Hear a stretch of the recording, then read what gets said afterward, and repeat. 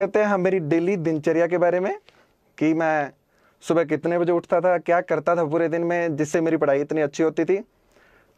मैं सुबह 5:30 बजे उठता था। मेरे से पढ़ाई होती थी वो दिन में होती थी। मैं एक रात में पढ़ने वाला या रात्रिचर प्राणी नहीं रहा हूँ।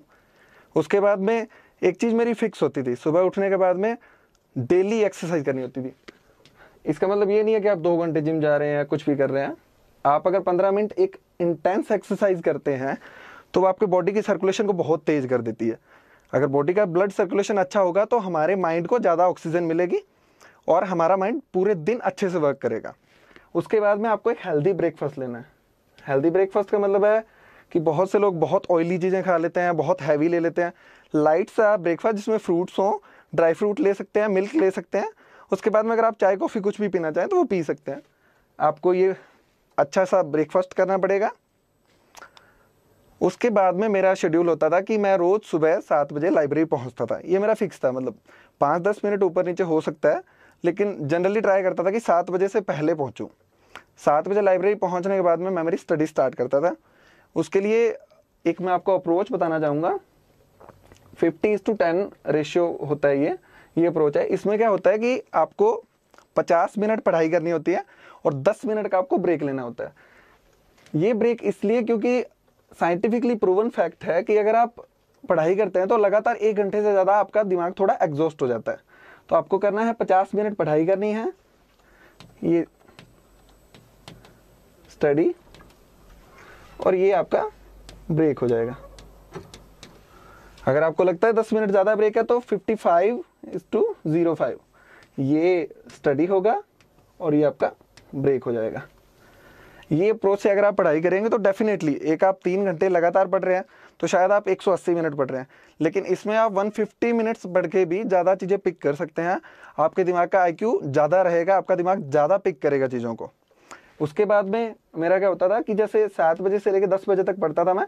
उसके बाद में एक 20 से 25 मिनट का थोड़ा बड़ा ब्रेक लेता था, जिसमें मेरे को थोड़ा कुछ, कोई चाय कॉफ़ी पीनी हो या कुछ खाना हो या थोड़ा सा पैदल घूमना हो, तो वो मैं इस टाइम पे करता था कि 3 घंटे के पढ़ाई के बाद में मुझे लगता था मेरा दिमाग थोड़ा थक चुका है, तो मैं 20 से 25 मिनट का एक ब्रेक ले लेता था।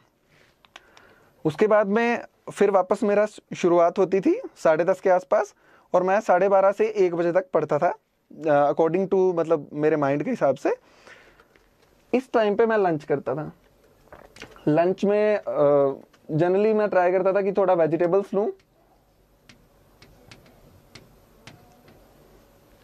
और थोड़ा सा लाइट लंच, इतना हैवी नहीं कि उसके बाद में मैं सो ही रहा हूँ 2-3 घंटे तक। थोड़ा लाइट लंच और वेजिटेबल्स, ये चीज़ें मस्ट है। और लंच करने के बाद में ये तो फिक्स था, लंच के बाद में मैं 45 से 1 मिनट के लिए रेस्ट करता ही करता था। ऐसा नहीं है कि लंच करने के इंस्टेंटली सो गया, थोड़ी देर कुछ न्यूज़पेपर वगैरह पढ़ लिया, उसके बाद में 1 घंटे के लिए रेस्ट करता था, या कोई आर्टिकल देख लिया वेबसाइट पे कोई, या फिर ऑनलाइन कुछ नेट पे आर्टिकल देख लिया। उसके बाद में 1 घंटे रेस्ट करके और फिर मैं यही होता था कि मैं कॉफ़ी पीता था और लाइब्रेरी जाता था। फिर वही मेरा लाइब्रेरी जाने के बाद 50:10 का शेड्यूल, और 3 बजे से लेके 5:30 के आसपास मैं 20 से 25 मिनट का ब्रेक लेता था, और ये शेड्यूल रहता था मेरा 8 से 8:30 बजे तक, यानी 5 से 5.5 घंटे तक पढ़ाई करता था शाम को मैं, और इतनी पढ़ाई सुबह दिन में करता था।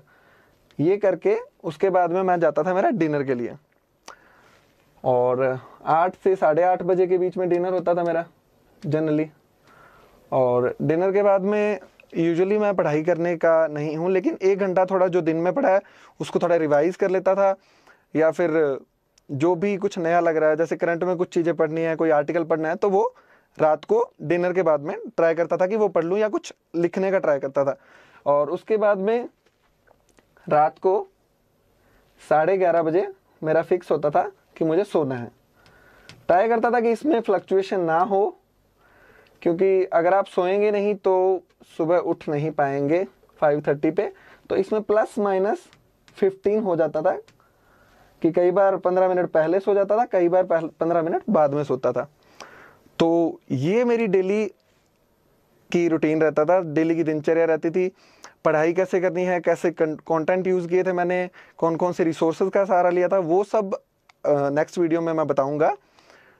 तो लास्ट में नोट 2-3 चीज़ें हैं जो मैं बताना चाहता हूँ आपको। सबसे ज़रूरी चीज़ रेगुलर एक्सरसाइज। आप कुछ भी कर सकते हैं एक्सरसाइज में। आप एक कार्डियो सेशन कर सकते हैं,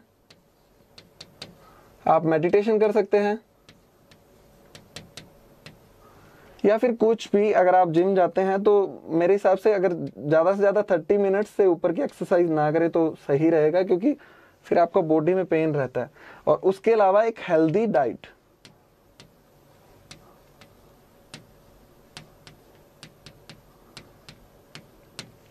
क्योंकि अल्टीमेटली यूपीएससी है वो माइंड का गेम है, तो आपको अपने माइंड को अगर आप हेल्दी रखेंगे तो आपकी पढ़ाई भी बहुत अच्छी होगी। और अगर आप बहुत ही ख़राब डाइट ले रहे हैं तो डेफिनेटली इसका असर आपकी पढ़ाई पे भी पड़ेगा। तो 2 चीज़ें सबसे ज़रूरी है, पढ़ाई तो करनी ही करनी है, उसके अलावा एक आपको रेगुलर एक्सरसाइज करनी है और एक हेल्दी डाइट आपको रखनी है। और अगर आप ये तीनों चीज़ें रखते हैं, कार्डियो, मेडिटेशन और हेल्दी डाइट, तो डेफिनेटली आपकी पढ़ाई बहुत ज़्यादा बूस्ट हो जाएगी। आप अपनी पढ़ाई में मतलब क्वालिटेटिव जो डिफरेंसेस होते हैं वो देख सकते हैं। ये मैंने खुद ने देखा था। और हेल्दी डाइट के लिए अगर आपको देखना हो तो जैसे गूगल पे, इंटरनेट पे आप बहुत सारी चीज़ें देख सकते हैं। Foods that are good for brain, foods are that makes you active all day. इस टाइप से अगर आप कुछ लिखते हैं तो आपको बहुत सारे फूड मिल जाएंगे, उसमें से कुछ चूज़ कर लीजिए according to your interest, according to जो भी आपको सही लगता है वो फूड आप कर सकते हैं। बहुत ज़्यादा कॉस्टली भी नहीं होते। तो ये सब